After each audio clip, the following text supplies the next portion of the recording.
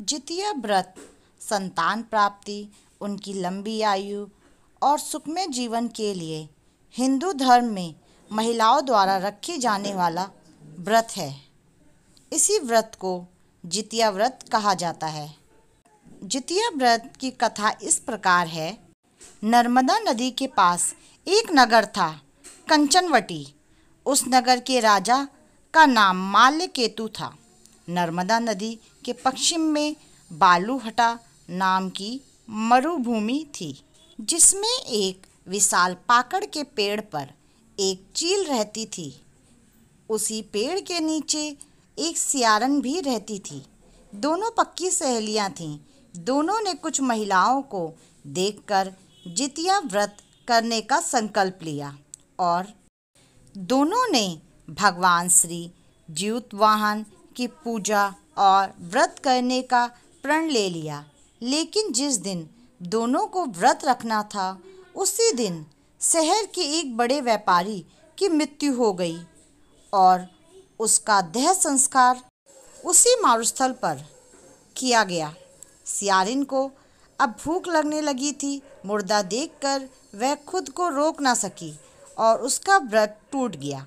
पर चील ने संयम रखा और नियम व श्रद्धा से अगले दिन व्रत का पारण किया। फिर अगले जन्म में दोनों सहेलियों ने ब्राह्मण परिवार में पुत्री के रूप में जन्म लिया। उनके पिता का नाम भास्कर था।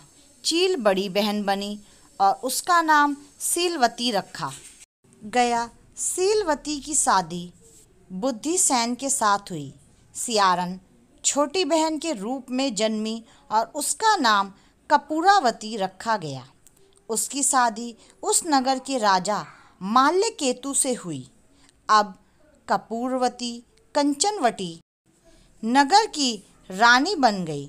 भगवान ज्यूतवाहन के आशीर्वाद से सीलवती के 7 पुत्र हुए, पर कपूरावती के सभी बच्चे जन्म लेते ही मर जाते थे। कुछ समय बाद सीलवती के 7 पुत्र बड़े हो गए। वह सभी राजा के दरबार में काम करने लगे। कपूरावती के मन में उन्हें देख ईर्ष्या की भावना आ गई। उसने राजा से कहकर सभी बेटों के सर काट दिए। उन्हें 7 नए बर्तन मंगवाकर उसमें रख दिए और लाल कपड़े से ढककर सीलवती के पास भिजवा दिए। यह देख भगवान ज्यूतवाहन ने मिट्टी से 7 भाइयों के सर बनाए और सभी के सिर को उसके धड़ से जोड़कर उन पर अमृत छिड़का। इससे उनमें जान आ गई। 7 युवक जिंदा हो गए और घर लौट आए। जो कटे सर रानी ने भेजे थे, वह फल बन गए। दूसरी ओर रानी कपूरावती बुद्धिसेन के घर से सूचना पाने को व्याकुल थी। जब काफ़ी देर सूचना नहीं आई तो कपूरावती स्वयं बड़ी बहन के घर गई। वहाँ सबको जिंदा देखकर वह सन्न रह गई। जब उसे होश आया तो बहन को उसने सारी बात बताई। अब उसे अपनी गलती पर पछतावा हो रहा था।